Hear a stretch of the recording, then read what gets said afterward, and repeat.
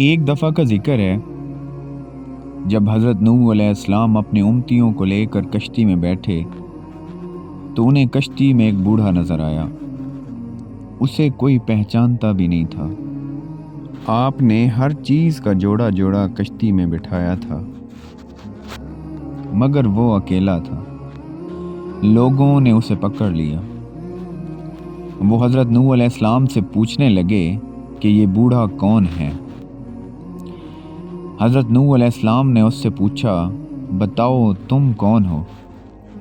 वो कहने लगा, जी मैं शैतान हूँ। आपने सुनकर फरमाया, तू इतना चालाक बदमाश है कि कश्ती में आ गया। कहने लगा, जी मुझसे गलती हो गई, अब आप मुझे माफ़ कर दें। आपने फरमाया, तुम्हें हम ऐसे ही नहीं छोड़ेंगे, तो हमें अपना गुर बताता जा जिससे तू लोगों को सबसे ज़्यादा नुकसान पहुंचाता है।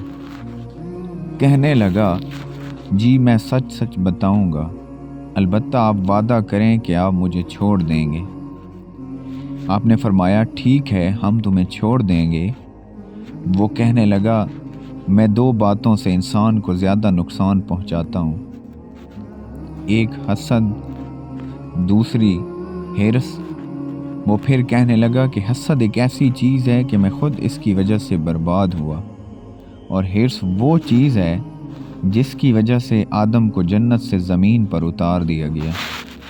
इसलिए मैं इन्हीं दो चीज़ों की वजह से इंसानों को सबसे ज़्यादा नुकसान पहुंचाता हूँ।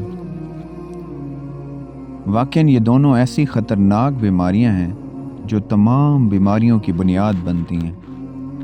आज के सब लड़ाई झगड़े या तो हसद की वजह से हैं या हिर्स की वजह से हैं। हासिद इंसान अंदर ही अंदर आग में जलता रहता है। वो किसी को अच्छी हालत में नहीं देख ही नहीं सकता। दूसरे इंसान पर अल्लाह ताला की नेमतें होती हैं और हासिद के अंदर मरोड़ पैदा होता है। वो अच्छी हालत में क्यों है। इस बात से हमें ये सबक मिलता है कि हमें किसी के साथ हसद नहीं करना चाहिए। तो अल्लाह पाक हमें हसद से बचने की तौफीक अता करे। आमीन सुम्मा आमीन।